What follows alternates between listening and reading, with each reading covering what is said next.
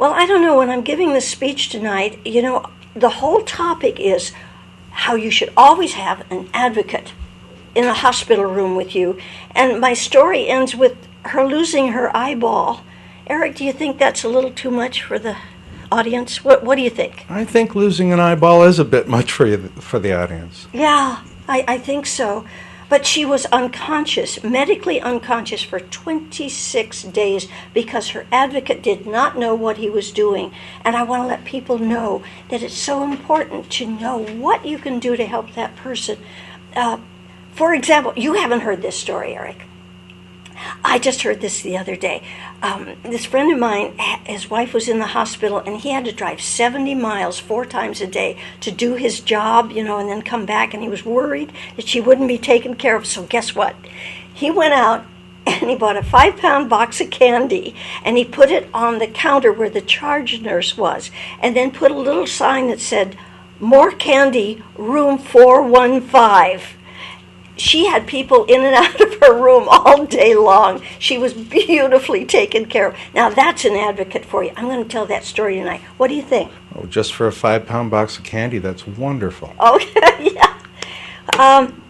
Then, the other story that I want to tell, I think, is, well, you remember when I was with my husband and he was recuperating in the convalescent wing? And the wonderful people there. They were just absolutely marvelous, but the system was working against them. And I had been with my husband, that night before, we'd been playing poker, not well because I won. Anyway, he was coming along, and the next morning I go in to see him, and he didn't recognize me. And he looked around. He wasn't quite sure where he was. And I thought, something's wrong here. I need a doctor.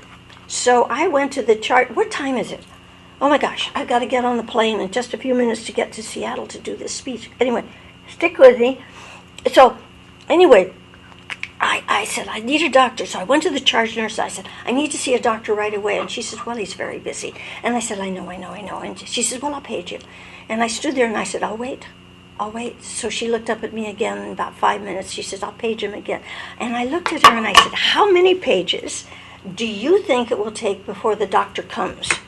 And I pulled out a $5 bill and I put it on the counter and I said, I guess it will take 8 times for you paging him that he shows up here. How many do you think? And she looked up at me and she said, I think about 4. I said, get with it, girlfriend. Let's see what happens. And she got on the paging and got him there in 4. And I handed her the $5, and she grinned at me, and she tucked it in her pocket.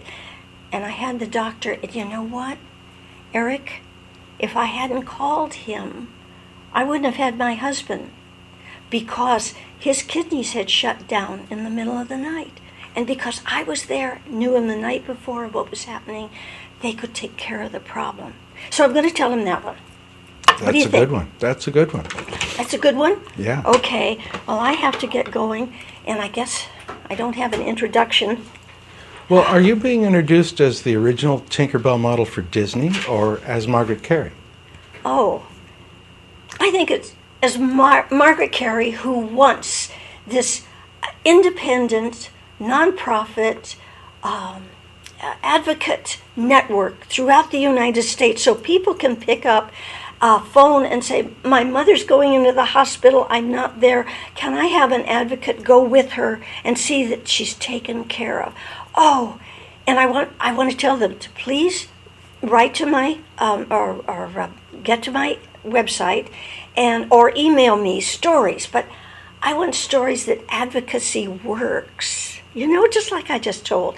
I will tell them I want stories, and they can send it to tinkerbelltalks@roadrunner.com. Tinkerbell Talks at Roadrunner. Yeah, that's right. Tinkerbell Talks at Roadrunner. That's the one. So I'm going to tell them that.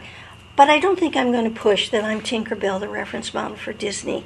I mean, they've invited me already. Oh, I'll bet. But don't go. Don't turn off your computer. Wait a minute. I want to show you what I'm going to wear and see whether you like it. You've been such a help. I've known you since Toastmasters.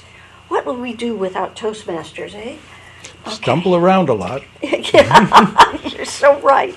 Okay, so this is about what I have, and I guess I will keep my little Tinkerbell pin on just in case. What do you think? You like it? Very nice. Perhaps a little scarf, a splash of color? A little more color? Uh-huh. Okay, I'll go get one. But do I look like they'll pay attention to me? Absolutely. Okay.